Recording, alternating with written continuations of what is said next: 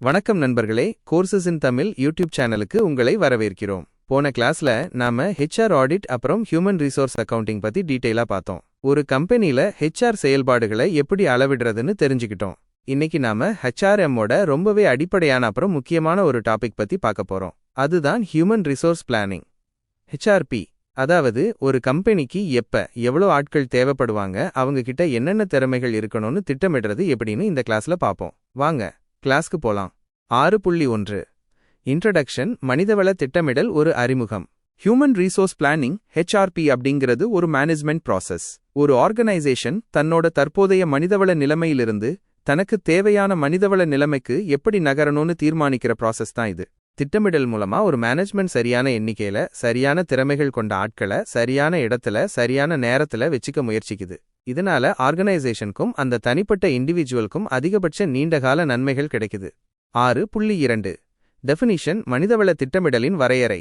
ஹெச்ஆர்பில என்னென்ன அடங்கும்னா, ஒதுக்கப்பட்ட வேலைகளை செய்ய எத்தனை தகுதியான ஆட்கள் தேவைப்படுவாங்கன்னு எஸ்டிமேட் பண்றது, எத்தனை பேர் கிடைப்பாங்கன்னு தெரிஞ்சுக்கிறது, அப்புறம் எதிர்காலத்துல சரியான நேரத்துல மனிதவள தேவைக்கு ஏத்த மாதிரி சப்ளை இருக்கிறதா உறுதிப்படுத்த என்ன செய்யணும்னு முடிவு பண்றது. ஒரு ஆர்கனைசேஷனுக்கு எதிர்காலத்துல சரியான எண்ணிக்கையில சரியான வகையான ஆட்கள் எவ்வளவு தேவைப்படுவாங்க அப்புறம் எவ்வளவு கிடைப்பாங்கன்னு ஃபோர்காஸ்ட் பண்ற ப்ராசஸ் தான் இது. இது முடிஞ்சதுக்கு அப்புறம் தான் ஹெச்ஆர்எம் டிபார்ட்மெண்ட் ரிக்ரூட்மெண்ட் அப்புறம் செலெக்ஷன் ப்ராசஸை ஆரம்பிக்க முடியும். ஹெச்ஆர்பிங்கிறது ஒரு பெரிய ஆர்கனைசேஷனல் பிளானிங்ல ஒரு சப்சிஸ்டம் மாதிரி. 6.3 ஆப்ஜெக்டிவ்ஸ் ஆஃப் மேன்பவர் பிளானிங், மனிதவள திட்டமிடலின் நோக்கங்கள். மேன்பவர் பிளானிங்கோட முக்கியமான நோக்கங்கள் என்னென்னு பார்ப்போம். தற்போது வேலையில இருக்கிற ஹெச்ஆர்ஐஎஃப் மனிதவளத்தை முழுமையா சிறந்த முறையில பயன்படுத்துறதை உறுதி செய்வது. எதிர்கால ரிக்ரூட்மெண்ட் லெவலை தீர்மானிக்கிறது, அதாவது எவ்வளவு ஆட்களை புதுசா எடுக்கணும்னு தெரிஞ்சுக்கிறது. தேவையான ரீசோர்சஸ் எப்ப தேவைப்பட்டாலும் அது கிடைக்கிறதை உறுதிப்படுத்த கண்ட்ரோல் மெஷர்ஸை வழங்குறது. தேவையில்லாம ஆட்கள் அதிகம் இருக்கிற நிலையை ரிடண்டன்சிஸ் முன்கூட்டியே கணித்து தேவையில்லாத பணி நீக்கங்களை தவிர்க்கிறது. எதிர்கால ஸ்கில் ரிக்வயர்மெண்ட்ஸை ஃபோர்காஸ்ட் செய்து ட்ரெய்னிங் அப்புறம் டெவலப்மெண்ட் ப்ரோக்ராம்ஸுக்கு ஒரு அடிப்படையா செயல்படுவது. ஊழியர்களோட எதிர்கால வீட்டு வசதி தேவைகளை மதிப்பிடுவது. புதிய ப்ராஜெக்ட்ஸ்ல மேன்பவர் கம்போனன்ட்டுக்கு எவ்வளவு செலவாகும்னு கணக்கிடுவது. எந்த என்டர்பிரைஸ் ஆக்டிவிட்டீஸை தொடரலாம் அல்லது தவிர்க்கலாம்னு முடிவு பண்றது. 6.4 importance of human resource planning, மனிதவள திட்டமிடலின் முக்கியத்துவம். ஹியூமன் ரிசோர்ஸ் பிளானிங் ஏன் முக்கியம்னு பல காரணங்கள் இருக்கு. 1. ஃபியூச்சர் பர்சனல் நீட்ஸ், எதிர்கால ஊழியர் தேவைகள். திட்டமிடல் ரொம்ப முக்கியம், ஏன்னா இது எதிர்கால பர்சனல் நீட்ஸை தீர்மானிக்க உதவும். ஒரு கம்பெனில ஆட்கள் அதிகமா இருக்கிறதும் அல்லது பற்றாக்குறையா இருக்கிறதும் திட்டமிடல் இல்லாததால அல்லது தவறான திட்டமிடலால நடக்குது. எல்லா பப்ளிக் செக்டர் என்டர்பிரைசஸும் இப்போ ஓவர் ஸ்டாஃப்டா இருக்கு, ஏன்னா அவங்க பர்சனல் ரிக்வயர்மெண்ட்ஸ் பத்தி எப்பவும் எந்த திட்டமிடலும் செஞ்சதில்ல. 2. கோப்பிங் வித் சேஞ்ச், மாற்றங்களை சமாளிப்பது. ஹெச்ஆர்பி ஒரு என்டர்பிரைஸுக்கு competitive forces, markets, technology, products அப்புறம் கவர்மெண்ட் ரெகுலேஷன்ஸ்ல ஏற்படும் மாற்றங்களை சமாளிக்க உதவும். இந்த மாதிரி மாற்றங்கள் ஜாப் கண்டென்ட், ஸ்கில் டிமாண்ட்ஸ் அப்புறம் பர்சனலோட எண்ணிக்கை அப்புறம் வகையில மாற்றங்களை உருவாக்கும். 3. கிரியேட்டிங் ஹைலி டேலண்டட் பர்சனல், உயர் திறமையான ஊழியர்களை உருவாக்குவது. முன்பே சொன்ன மாதிரி ஜாப்ஸ் எல்லாம் ரொம்பவே இன்டெலெக்சுவலா மாறிட்டு வருது, அப்புறம் வேலையில இருக்கிறவங்களும் ரொம்பவே ப்ரொஃபஷனலைஸ்ட் ஆகிட்டு இருக்காங்க. ஹெச்ஆர் மேனேஜர் தகுதியான அப்புறம் திறமையான பர்சனலை கவர்ந்து தக்கவைத்துக் கொள்ள இன்ஜினியூட்டியை, புத்திசாலித்தனத்தை பயன்படுத்தணும். 4. ப்ரொடெக்ஷன் ஆஃப் வீக்கர் செக்ஷன்ஸ், பின்தங்கிய பிரிவினரை பாதுகாப்பது.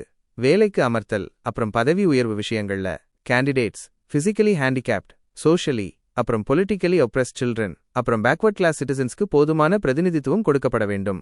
5. இன்டர்நேஷனல் ஸ்ட்ராட்டஜி, சர்வதேச உத்திகள், சர்வதேச விரிவாக்க ஸ்ட்ராட்டஜிஸ் ஹெச்ஆர்பியை சார்ந்து இருக்கு. வெளிநாட்டு குடிமக்களை கொண்டு முக்கிய ஜாப்ஸை நிரப்ப டிபார்ட்மெண்ட்டுக்கு இருக்கிற திறனும், உள்நாட்டிலோ அல்லது தேசிய எல்லைகளை தாண்டி ஊழியர்களை மறுபகிர்வு செய்வதும் இன்டர்நேஷனல் பிசினஸ் எதிர்கொள்ளும் ஒரு பெரிய சவாலாகும். 6. ஃபவுண்டேஷன் ஃபார் பர்சனல் ஃபங்க்ஷன்ஸ், மனிதவள செயல்பாடுகளுக்கு அடித்தளம். Manpower planning, recruitment, selection, personal movement அப்புறம் ட்ரெய்னிங் அண்ட் டெவலப்மெண்ட் போன்ற பர்சனல் ஃபங்க்ஷன்ஸை வடிவமைக்கவும் செயல்படுத்தவும் தேவையான முக்கியமான தகவல்களை வழங்கும். 7. Resistance to change and move, மாற்றம் மற்றும் நகர்வுக்கு எதிர்ப்பு. ஊழியர்களிடையே மாற்றம் அப்புறம் ஒரு இடத்திலிருந்து இன்னொரு இடத்திற்கு மாறுவதற்கு மூவ் எதிர்ப்பு அதிகரித்து வருது. செல்ஃப் இவாலுவேஷன் அப்புறம் ஆர்கனைசேஷன் மீதான லாயல்டி அப்புறம் டெடிகேஷனை மதிப்பிடுவதற்கு அதிக முக்கியத்துவம் கொடுக்கப்படுது. இந்த எல்லா மாற்றங்களும் ஒரு ஆர்கனைசேஷன் தன்னோட ஊழியர்களை எங்கு வேண்டுமானாலும் எப்போது வேண்டுமானாலும் மாற்ற முடியும்னு அசூம் பண்றத இன்னும் கஷ்டமாக்குது. 6.5 factors affecting human resource planning, மனிதவள திட்டமிடலை பாதிக்கும் காரணிகள். ஹியூமன் ரிசோர்ஸ் பிளானிங், மனிதவள திட்டமிடல் சில முக்கியமான காரணிகளால் பாதிக்கப்படும். என்னென்னு பார்ப்போம். ஸ்ட்ராட்டஜி அப்புறம் டைப் ஆஃப் ஆர்கனைசேஷன். ஒரு கம்பெனியோட ஸ்ட்ராட்டஜி அது எந்த மாதிரி பிசினஸ்ல இருக்குங்கிறதெல்லாம் ஹெச்ஆர் பிளானிங்கை பாதிக்கும். Organizational growth cycles and planning. Company வளருதா இல்ல ஸ்டேபிளா இருக்கா இல்ல சுருங்க போகுதாங்கிறது ஹெச்ஆர் டிமாண்டை மாத்தும். என்வாயரமெண்டல் அன்சர்டன்டீஸ், பொருளாதார நிலை, அரசியல் மாற்றங்கள், டெக்னாலஜில வரும் புதுமைகள் போன்ற வெளிப்புற விஷயங்கள் ஹெச்ஆர் பிளானிங்கை பாதிக்கலாம். டைம் ஹொரைசன்ஸ், ஷார்ட் டேர்ம் குறுகிய கால தேவைகளா அல்லது லாங் டேர்ம் நீண்ட கால தேவைகளானு பொறுத்து திட்டமிடல் மாறும். Type and quality of forecasting information.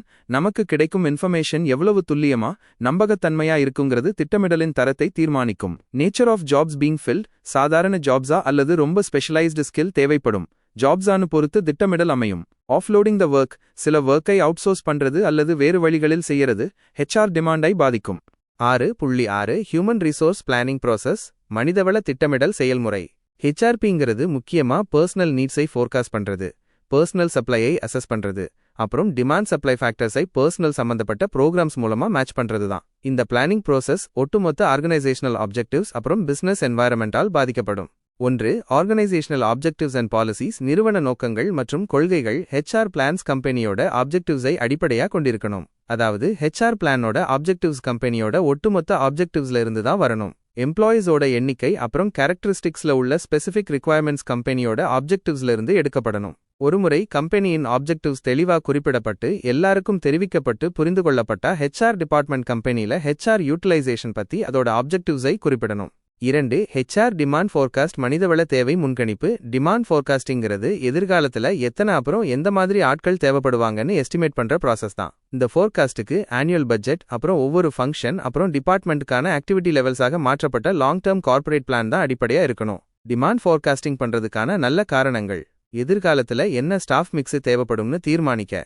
எங்க அப்புறம் எப்ப ஆட்கள் ரொம்ப தேவைப்படுறாங்களோ அங்க ஷார்ட்டேஜஸ் வராம தடுக்க. Forecasting techniques. முன்கணிப்பு நுட்பங்கள். ஃபோர்காஸ்டிங் டெக்னிக்ஸ் சிம்பிளானவையிலிருந்து ரொம்ப சொஃபிஸ்டிகேட்டட் ஆனவை வரைக்கும் மாறுபடும். அந்த techniques managerial judgement, ratio trend analysis, work study techniques, flow models. 3. HR supply forecast. மனிதவள வழங்கல் முன்கணிப்பு. சப்ளை ஃபோர்காஸ்டிங்கிறது ஒரு ஆர்கனைசேஷனுக்குள்ளேயும் வெளியேயும் இருந்து எவ்வளவு பேர் கிடைக்க வாய்ப்பிருக்குன்னு அளவிடுறது. இதுல அப்சென்டியேபடிசம், இன்டர்னல் மூவ்மெண்ட்ஸ், அப்புறம் ப்ரொமோஷன்ஸ், வாஸ்டேஜ், அப்புறம் வேலை நேரம், அப்புறம் மற்ற கண்டிஷன்ஸ் ஆஃப் ஒர்க்ல ஏற்படும் மாற்றங்கள் எல்லாம் கணக்கில் எடுத்துக்கொள்ளப்படும். சப்ளை அனாலிசிஸ் என்னென்ன கவர் பண்ணும். ஏற்கனவே இருக்கிற ஹியூமன் ரிசோர்சஸ், உள் சோர்சஸ் ஆஃப் சப்ளை, வெளி சோர்சஸ் ஆஃப் சப்ளை. 4. இது தவிர கருப்படி செய்யப்படுகின்றன. மனிதவள திட்டத்தை செயல்படுத்துதல். இம்ப்ளிமெண்டேஷன்கிறது ஒரு இது தவிர கருப்படி செய்யப்பட்டிருக்கு கொண்டு வர்றதுதான். இது தவிர கருப்படி செய்யப்படிஷனோட ஒரு பகுதியாக பல ஆக்ஷன் ப்ரோக்ராம்ஸ் ஆரம்பிக்கப்படும். ரிக்ரூட்மெண்ட், செலக்ஷன், பிளேஸ்மெண்ட், ட்ரெய்னிங் அப்புறம் டெவலப்மெண்ட் போன்ற ப்ரோக்ராம்ஸ் எல்லாம் இதுல வரும். 5. Control and evaluation. கட்டுப்பாடு மற்றும் மதிப்பீடு. கண்ட்ரோல் அண்ட் இவாலுவேஷன்கிறது ஹெச்ஆர்பி ப்ராசஸ்ல 5வது அப்புறம் கடைசி ஃபேஸ். ஹெச்ஆர் பிளான்ல பட்ஜெட்ஸ், டார்கெட்ஸ் அப்புறம் ஸ்டாண்டர்ட்ஸ் இருக்கணும். இது இம்ப்ளிமெண்டேஷன் அப்புறம் கண்ட்ரோல்கான பொறுப்புகளை தெளிவுபடுத்தணும். அப்புறம் பிளானுக்கு எதிராக அச்சீவ்மெண்ட்ஸை மானிட்டர் செய்ய உதவும் ரிப்போர்ட்டிங் ப்ரொசீஜர்ஸையும் ஏற்படுத்தணும். 6.7 ஹெச்ஆர் சப்ளை ஃபோர்காஸ்ட் டெக்னிக்ஸ். மனிதவள வழங்கல் முன்கணிப்பு நுட்பங்கள். ஹெச்ஆர் சப்ளையை ஃபோர்காஸ்ட் பண்றதுக்கு சில டெக்னிக்ஸ் இருக்கு. என்னென்னு பாப்போம். 1. ஸ்கில்ஸ் இன்வென்ட்ரீஸ். திறன் இருப்பு பட்டியல். ஸ்கில்ஸ் இன்வென்ட்ரீஸ்ங்கிறது ஆர்கனைசேஷன்ல இருக்கிற நான் மேனேஜர்ஸ் பத்தின இன்ஃபர்மேஷனை ஒருங்கிணைக்கும். ஸ்கில்ஸ் இன்வென்ட்ரீஸ்ல இருந்து கிடைக்கும் இன்ஃபர்மேஷன் டிரான்ஸ்ஃபர் அப்புறம் ப்ரொமோஷன் டிசிஷன்ஸ்க்கு பயன்படுத்தப்படுறதால இது ஒவ்வொரு எம்ப்ளாயோட தற்போதைய ஜாப் பத்தின இன்ஃபர்மேஷனை கொண்டிருக்கணும். 2. Staffing tables. பணியாளர் அட்டவணைகள். இது கம்பெனில இருக்கிற எல்லா ஆர்கனைசேஷனல் ஜாப்ஸோட பிக்டோரியல் ரெப்ரசன்டேஷன்ஸ். கூடவே அந்த ஜாப்ஸ்ல இப்போ எத்தனை எம்ப்ளாயீஸ் இருக்காங்க, அப்புறம் எதிர்காலத்துல மாதாந்திர அல்லது ஆண்டுவாரியாக எவ்வளவு எம்ப்ளாய்மெண்ட் ரிக்வயர்மெண்ட்ஸ் இருக்குங்கிற இன்ஃபர்மேஷனையும் கொண்டிருக்கும். 3. மார்க்கோவ் செயின் அனாலிசிஸ். மார்க்கோவ் சங்கிலி பகுப்பாய்வு. இது எம்ப்ளாய்மெண்ட் ஃபோர்காஸ்டிங்கான ஒரு அப்ரோச். இது ஒரு மேட்ரிக்ஸை உருவாக்க பயன்படும். ஒரு எம்ப்ளாயி ஒரு பொசிஷன்ல இருந்து இன்னொரு பொசிஷனுக்கு மாறுவதற்கான அல்லது ஆர்கனைசேஷனை விட்டு வெளியேறுவதற்கான ப்ராபபிலிட்டியை இது காட்டும். மார்க்கோவ் அனாலிசிஸோட ஹெச்ஆர்எம் அப்ளிகேஷன்ஸ் பத்தின முழு விவரங்கள் மேனேஜ்மெண்ட் சயின்ஸ் அல்லது ஆபரேஷன்ஸ் மேனேஜ்மெண்ட் லிட்ரேச்சர்ல இருக்கு. இது ஒரு காலப்பகுதியிலிருந்து இன்னொரு காலப்பகுதிக்கு ஸ்டாஃபிங் லெவல்ஸை அனலைஸ் பண்றதிலிருந்து தொடங்கும். மார்க்கோவ் அனாலிசிஸ் லோவர் ரிட்டென்ஷனுக்கான ப்ராபபிலிட்டியை அடையாளம் காண உதவும். ஆனா சாத்தியமான பிரச்சனைக்கு எந்த குறிப்பிட்ட தீர்வையும் இது பரிந்துரைக்காது. 4. Replacement chart. மாற்று விளக்கப்படம். இது HRIS of human resource information system மூலம் மேம்படுத்தக்கூடிய மற்றொரு ஃபோர்காஸ்டிங் டூல். ரிப்ளேஸ்மெண்ட் சார்ட் முக்கியமா டெக்னிக்கல், ப்ரொஃபஷனல் அப்புறம் மேனேஜீரியல் எம்ப்ளாயீஸ்க்கு பயன்படுத்தப்படும். இது ஆர்கனைசேஷன்ல தற்போது இருக்கிற தனிநபர்கள் பற்றிய சுருக்கமான சம்மரி டேட்டாவை காட்டும். இது ஹெச்ஆர்பில சாத்தியமான ப்ராப்ளம் ஏரியாஸை சுட்டிக்காட்ட உடனடியாக பார்க்கக்கூடிய ஒரு கன்சைஸ் மேப் ஆகும். 5. சக்சஷன் பிளானிங், அடுத்தடுத்து வருபவர் திட்டமிடல். இதோட பர்பஸ் பல காரணங்களுக்காக முக்கிய பொசிஷன்ஸ்ல இருக்கிற தற்போதையவர்களை மாற்றுவதற்கு ஆட்களை அடையாளம் கண்டு டெவலப் பண்றதுதான். சூப்பர் ஆனுவேஷன், பணி ஓய்வு. ரெசிக்னேஷன், ராஜினாமா. ப்ரொமோஷன், பதவி உயர்வு. growth, வளர்ச்சி. டைவர்சிஃபிகேஷன், பல்வகைப்படுத்தல். Creation of new position, etc. புதிய பதவி உருவாக்கம். சக்சஷன் ஆர்கனைசேஷனுக்குள்ளேயோ அல்லது வெளியேயோ இருக்கலாம். ஆர்கனைசேஷனுக்குள்ளேயே இருந்து ஆட்கள் சக்சஷன் ஆகிறது. ஆர்கனைசேஷன் வளரும்போது தானும் வளர முடியும்னு எம்ப்ளாயிகளிடையே ஒரு ஷேட் ஃபீலிங்கை கொடுக்கும். அவங்க தங்களுக்குள்ளேயே பொட்டன்ஷியலை அடையாளம் கண்டு ஆட்களை பெரிய ரெஸ்பான்சிபிலிட்டிஸ்க்கு தயார்படுத்த எஃபர்ட்ஸ் எடுக்கணும். தகுதியான நபர் கிடைக்காதது, பெரிய எக்ஸ்பான்ஷனுக்கு திட்டமிடுவது போன்ற சில சந்தர்ப்பங்களில் ஆர்கனைசேஷன் வெளியிலிருந்து டேலண்ட்ஸை தேடலாம். 6.8 HR டிமாண்ட் ஃபார்காஸ்ட் டெக்னிக்ஸ், மனிதவள தேவை முன்கணிப்பு நுட்பங்கள். HR டிமாண்டை ஃபார்காஸ்ட் பண்றதுக்கு சில டெக்னிக்ஸ் இருக்கு. என்னென்னு பாப்போம். 1. Delphi technique. டெல்ஃபி நுட்பம். டெல்ஃபி டெக்னிக்ங்கிறது 1940களின் பிற்பகுதியில் ரேண்ட் கார்ப்பரேஷனால் உருவாக்கப்பட்ட ஒரு ப்ரொசீஜர் செட். இதோட பர்பஸ் ஒரு குழு எக்ஸ்பர்ட்ஸோட மிக நம்பகமான கன்சென்சஸ் ஆஃப் ஒப்பீனியனை, பொதுவான கருத்தை பெறுவதுதான். இது ஒவ்வொரு எக்ஸ்பர்ட்டையும் தொடர்ச்சியான கொஸ்டினர்ஸ் மூலம் தீவிரமா கேள்வி கேட்டு அறிவார்ந்த ஃபோர்காஸ்டை செய்ய பயன்படுத்தக்கூடிய டேட்டாவை பெறுது. இந்த ப்ரொசீஜர்ஸ் எக்ஸ்பர்ட்ஸுக்கு இடையிலான நேரடி சந்திப்புகளை தவிர்க்கும் வகையில் வடிவமைக்கப்பட்டவை. இது இண்டிபெண்டன்ட் திங்கிங்கை அதிகரிக்க உதவும். ஒரு இன்டர்மீடியரி கொஸ்டினர்ஸை எக்ஸ்பர்ட்ஸுக்கு அனுப்பி அவங்க கிட்ட அவங்களோட சிறந்த எஸ்டிமேட்ஸை கேட்கிறார். இன்டர்மீடியரி ரிசல்ட்ஸை சுருக்கமாக தயாரிப்பார். சராசரி பதிலையும் மிக எக்ஸ்ட்ரீம் ஆன்சர்ஸையும் கணக்கிடுவார். அப்புறம் எக்ஸ்பர்ட்ஸ் மீண்டும் எண்ணிக்கையை எஸ்டிமேட் செய்யும்படி கேட்கப்படுவார்கள். பதில்கள் குறுகிக் கொண்டே வரும். சராசரி எண் பின்னர் ஃபோர்காஸ்டாக பயன்படுத்தப்படும். 2. Nominal group technique. நாமினல் குழு நுட்பம். இது எக்ஸ்பர்ட்ஸ் எஸ்டிமேட்ஸ் திருப்திகரமா இல்லாத சூழ்நிலைகளில் பயன்படுத்தலாம். இது பல எக்ஸ்பர்ட்ஸ் ஒப்பீனியனை குழு பிரெயின்ஸ்டார்மிங் கூட இணைத்து சிறந்த டிசிஷன்ஸை உருவாக்க பயன்படுத்தும். தனிப்பட்ட ஐடியாஸை அமைதியா உருவாக்குனதுக்கு அப்புறம் ஒரு திறந்த டிஸ்கஷன் நடக்கும். அப்புறம் அவங்க சிறந்த சொல்யூஷனை உருவாக்க முயற்சிப்பாங்க. இது ஒரு தனிநபரை விட காம்ப்ளெக்ஸ் என்வாயரன்மெண்ட்ஸ் அப்புறம் ப்ராப்ளம்ஸுக்கு ஒரு எஃபெக்டிவ் ஃபோர்காஸ்டிங் டூல். இது ஒரு தனிநபரால் டாமினேஷன் ஆகுவதை தடுக்க உதவும். 3. Trend analysis. போக்கு பகுப்பாய்வு. இது லேபர் டிமாண்டை ஃபோர்காஸ்ட் பண்றதுக்கான ஒரு குவான்டிடேட்டிவ் அப்ரோச். இது சேல்ஸ் போன்ற ஒரு ஆர்கனைசேஷனல் இண்டெக்ஸை அடிப்படையாக கொண்டது. 4. Management forecast. மேலாண்மை முன்கணிப்பு. இது சூப்பர்வைசர்ஸ், டிபார்ட்மெண்ட் மேனேஜர்ஸ் அல்லது ஆர்கனைசேஷனோட எதிர்கால எம்ப்ளாய்மெண்ட் நீட்ஸ் பத்தி நன்கு அறிந்த மற்றவர்களின் ஒப்பீனியன்ஸ், ஜட்ஜ்மெண்ட்ஸ் ஆகும். 6.9 steps in procurement of human resources. வேலைக்கு ஆள் எடுக்கும் வழிமுறைகள். ஒரு கம்பெனிக்கு எம்ப்ளாயீஸ், ஊழியர்கள் எப்படி வேலைக்கு எடுக்கிறாங்கன்னு பார்க்கலாமா? இதுக்கு சில ஸ்டெப்ஸ் இருக்கு. முதல்ல என்ன மாதிரியான ஆட்கள் எந்த குவாலிட்டியில தேவைன்னு முடிவு செய்யணும். அப்புறம் எத்தனை பேர் தேவைன்னு கணக்கு பண்ணணும். கடைசியா அவங்கள ரிக்ரூட், தேர்ந்தெடுத்து செலக்ட், பணியமர்த்தி அப்புறம் இண்டக்ஷன், அறிமுகப்படுத்துறது செய்யணும். இந்த ஸ்டெப்ஸை இன்னும் கொஞ்சம் டீட்டெயிலா பார்ப்போம். Job analysis. வேலையை அலசி ஆராய்தல்.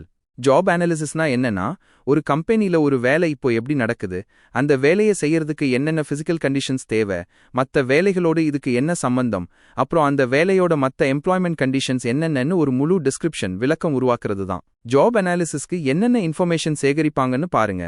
Job title. வேலையோட பெயர். Alternative title. வேற என்ன பெயர்கள்ல இந்த வேலை இருக்கு. Work performed. இந்த வேலையில என்னென்னலாம் செய்யணும். equipment, tools and materials used. என்னென்ன கருவிகள், பொருட்கள், equipment எல்லாம் பயன்படுத்தணும். reports and records made. என்னென்ன ரிப்போர்ட்ஸ், ரெக்கார்ட்ஸ் தயாரிக்கணும். relation of the job to other jobs. மத்த வேலைகளோட இந்த வேலைக்கு என்ன தொடர்பு. education. இந்த வேலைக்கு என்ன கல்வி தகுதி தேவை. experience. எவ்வளவு அனுபவம் இருக்கணும். physical and mental efforts required. உடல் ரீதியாகவும் மன ரீதியாகவும் எவ்வளவு உழைப்பு தேவை. visual attention required. பார்வை, எவ்வளவு கவனம் தேவை. ரெஸ்பான்சிபிலிட்டி. என்னென்ன பொறுப்புகள் இருக்கு. Discomforts and hazards. இந்த வேலையில என்னென்ன அசௌகரியங்கள், ஆபத்துகள் இருக்கு. Supervision given and received. யாருக்கு சூப்பர்வைஸ் பண்ணணும், யார்கிட்ட இருந்து சூப்பர்விஷன் கிடைக்கும். ஜாப் அனாலிசிஸ்க்கு டேட்டாவை எப்படி பெறுவது. இந்த தகவல்களை பல வழிகள்ல சேகரிக்கலாம். கொஸ்டினேர். கேள்விகள் அடங்கிய படிவங்கள் கொடுத்து நிரப்பச் சொல்றது. செக்லிஸ்ட். ஒரு குறிப்பிட்ட லிஸ்ட்ல இருக்கிற விஷயங்களை சரிபார்க்க சொல்றது. இன்டர்வியூ. நேர்ல பேசி தகவல்களை கேட்கிறது. அப்சர்வேஷன். வேலையை நேரடியா கவனிச்சு தகவல்களை சேகரிக்கிறது. பார்ட்டிசிபேஷன். சில சமயம் வேலையை செஞ்சு பார்த்தே தகவல்களை தெரிஞ்சிக்கிறது. Technical conference. எக்ஸ்பர்ட்ஸ் எல்லாம் ஒன்னா கூடி விவாதிச்சு முடிவெடுப்பது. Self recording or diary. ஊழியர்களே அவங்க வேலையை பதிவு செஞ்சு வச்சுக்கிறது. டைரி மாதிரி. Critical incident. வேலையில நடந்த முக்கியமான சம்பவங்களை பதிவு செய்வது. ஜாப் அனாலிசிஸின் பயன்கள். ஒரு வேலை பத்தி முழுமையான நாலேஜை இது கொடுக்கும். செலெக்ஷன் ப்ராசஸ்ல இது முதல் ஸ்டெப். ஒரு வேலைக்கு தேவையான அத்தியாவசியமான பண்புகளை கண்டுபிடிக்க இது சிறந்த வழி. ஒரு வேலையை சரியா இவால்வேட் மதிப்பீடு செய்ய முழுமையான ஜாப் அனாலிசிஸ் ரொம்ப முக்கியம். ஜாப் அனாலிசிஸ் கம்பெனில இருக்கிற பல பிரச்சனைகளை வெளிப்படுத்தும். இது ஒர்க் ஃப்ளோவை சீர்படுத்தவும் ஏற்கனவே இருக்கிற ப்ரொசீஜர்ஸை மாத்தவும் உதவும். ஒரு வேலைக்கு என்னென்ன ஸ்கில்ஸ் அப்புறம் நாலேஜ் தேவைன்னு வெளிப்படுத்தி ட்ரெய்னிங் நீட்ஸை தீர்மானிக்கும். ஒருவரை ப்ரொமோஷனுக்கு கருத்தில் கொள்ளும்போது அவர் இப்போ செய்யற வேலையின் பொறுப்புகளுக்கும் புது பதவியின் பொறுப்புகளுக்கும் உள்ள தொடர்பை ஜாப் அனாலிசிஸ் மூலமா ஒப்பிட்டு பார்க்கலாம். மேம்பட்ட எஃபிஷியன்சி அப்புறம் ப்ரொடக்டிவிட்டிக்கு ஏற்ற ஜாப் டிசைனை உருவாக்க இது உதவும். ஜாப் டிஸ்கிரிப்ஷன் வேலை விளக்கம். ஜாப் டிஸ்கிரிப்ஷன்னா என்னன்னா, ஒரு ஜாப் பத்தி எழுதுற ஒரு டாக்குமெண்ட். இதுல வேலையோட பெயர், என்னென்ன வேலைகள் செய்யணும், என்ன மெஷின்ஸ், அப்புறம் எக்விப்மெண்ட் பயன்படுத்தணும், ஒர்க்கிங் கண்டிஷன்ஸ் எப்படி இருக்கும், அந்த வேலையை சுத்தி என்னென்ன விஷயங்கள் இருக்குன்னெல்லாம் இருக்கும். இது ஒரு வேலையோட ஸ்கோப், எல்லை, முக்கிய ரெஸ்பான்சிபிலிட்டிஸ், பொறுப்புகள், அப்புறம் ஆர்கனைசேஷன்ல அந்த ஜாப் எந்த இடத்துல இருக்குன்னு சொல்லும். ஒரு எம்ப்ளாயிக்கு, அனலிஸ்டுக்கு, அப்புறம் சூப்பர்வைசருக்கு அந்த வேலையோட தேவைகளை பூர்த்தி செய்ய ஒரு எம்ப்ளாயி என்ன செய்யணும்னு ஒரு தெளிவான ஐடியாவை கொடுக்கும். இது கம்பெனியை பத்திய இன்ஃபர்மேஷன், ஆர்கனைசேஷனல் இன்ஃபர்மேஷன், அப்புறம் அந்த வேலையோட ஃபங்க்ஷனல் இன்ஃபர்மேஷன், செயல்பாட்டு தகவல் இரண்டையும் வழங்கும். ஜாப் டிஸ்கிரிப்ஷனில் என்னென்ன இருக்கும்? Job identification or organisational position. வேலையை அடையாளம் காண உதவும் விவரங்கள் அல்லது ஆர்கனைசேஷன்ல அந்த வேலையோட நிலை. ஜாப் சம்மரி, வேலையோட ஒரு சின்ன சுருக்கம். ஜாப் டியூட்டிஸ் அண்ட் ரெஸ்பான்சிபிலிட்டிஸ், வேலையோட கடமைகள் அப்புறம் பொறுப்புகள். ரிலேஷன் டு அதர் ஜாப்ஸ், மத்த வேலைகளோட இந்த வேலைக்கு உள்ள தொடர்பு. சூப்பர்விஷன் ரிசீவ்ட் அண்ட் கிவன், மேற்பார்வை யார்கிட்ட இருந்து வரும், யாருக்கு மேற்பார்வை கொடுக்கணும். Machine tools and equipments used, பயன்படுத்தப்படும் மெஷின்ஸ், டூல்ஸ் அப்புறம் equipment. ஒர்க்கிங் கண்டிஷன்ஸ், வேலை செய்யும் சூழல். ஹேசர்ட்ஸ், இந்த வேலையில இருக்கிற அபாயங்கள். ஜாப் ஸ்பெசிஃபிகேஷன்ஸ், வேலைக்கு தேவையான தகுதிகள்.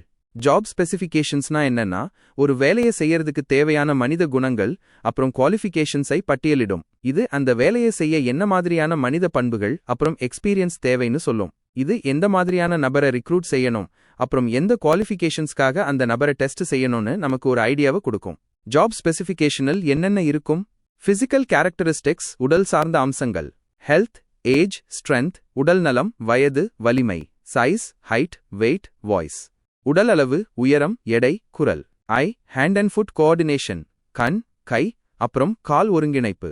சைக்காலஜிக்கல் கேரக்டரிஸ்டிக்ஸ், உளவியல் சார்ந்த அம்சங்கள். ஜட்ஜ்மெண்ட், முடிவெடுக்கும் திறன். ரிசோர்ஸ்ஃபுல்னஸ், வளங்களை திறம்பட பயன்படுத்தும் திறன். அனலிட்டிக்கல், விஷயங்களை பகுப்பாய்வு செய்யும் திறன். மென்டல் கான்சன்ட்ரேஷன் அண்ட் அலர்ட்னஸ், மன ஒருமைப்பாடு அப்புறம் விழிப்புணர்வு. பர்சனல் கேரக்டரிஸ்டிக்ஸ், தனிப்பட்ட அம்சங்கள். இமோஷனல் ஸ்டெபிலிட்டி, உணர்ச்சி நிலைத்தன்மை. அப்பியரன்ஸ், தோற்றம். குட் அண்ட் ப்ளீசிங் மேனர், நல்ல அப்புறம் இனிமையான பழக்க வழக்கங்கள். லீடர்ஷிப் அண்ட் இனிஷியேட்டிவ், தலைமைத்துவம் அப்புறம் ஒரு வேலையை தானே முன்னெடுத்து செய்யும் திறன். ஸ்மெல், ஹியரிங் அண்ட் அடாப்டபிலிட்டி, நுகரும் திறன், கேட்கும் திறன் அப்புறம் சூழ்நிலைக்கு ஏற்ப தகவமைக்கும் திறன். ரெஸ்பான்சிபிலிட்டி, பொறுப்பு. Other features of a demographic nature, மத்த மக்கள் தொகை சார்ந்த அம்சங்கள். நண்பர்களே, இந்த கிளாஸ்ல நாம ஹியூமன் ரிசோர்ஸ் பிளானிங் HR பத்தி ரொம்ப டீட்டெயிலா பார்த்தோம். HRPங்கிறது ஒரு ஆர்கனைசேஷன் தனக்கு தேவையான ஆட்களை சரியான நேரத்துல சரியான இடத்துல எப்படி திட்டமிட்டு பெறதுன்னு பார்க்கறது தான். HR பிளானிங்கை பாதிக்கும் பல ஃபேக்டர்ஸையும் HRP ப்ராசஸ்ல உள்ள ஸ்டெப்ஸையும் பார்த்தோம். HR சப்ளை அப்புறம் டிமாண்ட் ஃபோர்காஸ்ட் பண்றதுக்கு டெல்ஃபி டெக்னிக், ட்ரெண்ட் அனாலிசிஸ் போன்ற பல டெக்னிக்ஸையும் தெரிஞ்சுக்கிட்டோம். கடைசியா ஹியூமன் ரிசோர்ஸஸை ஒரு கம்பெனிக்குள்ள கொண்டு வரதுக்கான ஸ்டெப்ஸ்ல ஜாப் அனாலிசிஸ், ஜாப் டெஸ்கிரிப்ஷன் அப்புறம் ஜாப் ஸ்பெசிஃபிகேஷன் எவ்வளோ முக்கியம்னு பார்த்தோம்.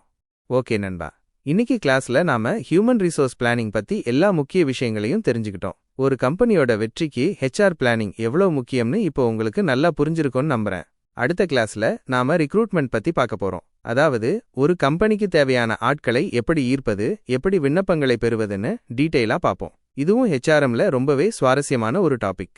மறக்காம நம்ம கோர்சஸ் இன் தமிழ் சேனலை சப்ஸ்கிரைப் பண்ணிக்கோங்க. இந்த வீடியோ உங்களுக்கு பிடிச்சிருந்தா ஒரு லைக் போட்டு உங்க நண்பர்களுக்கும் ஷேர் பண்ணுங்க. உங்களுக்கு ஏதாவது கேள்விகள் இருந்தா கமெண்ட்ஸ்ல கேளுங்க, நான் கண்டிப்பா ரிப்ளை பண்றேன். அடுத்த வீடியோல சந்திப்போம். நன்றி.